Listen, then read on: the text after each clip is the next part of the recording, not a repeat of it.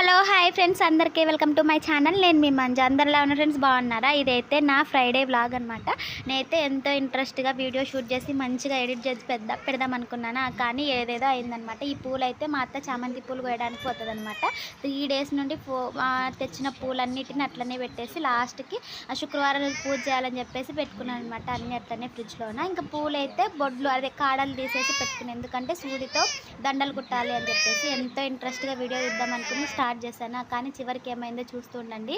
ఈ చిన్న దండ అయితే మాకు ఎల్లమ్మ ఉంది కదా, ఎల్లమ్మ పక్కన చిన్న ముంతకుండ ఉంటుంది అనమాట. ఆ కుండకి ఇంకా ఈ కలర్స్తో కుట్టిన వేటము ఎల్లమ్మ తల్లికి అనమాట. శుక్రవారం పూజ అయితే మంచిగా చేసుకున్నాను, కానీ వీడియో అంతా షూట్ చేయలేకపోయాను అనమాట.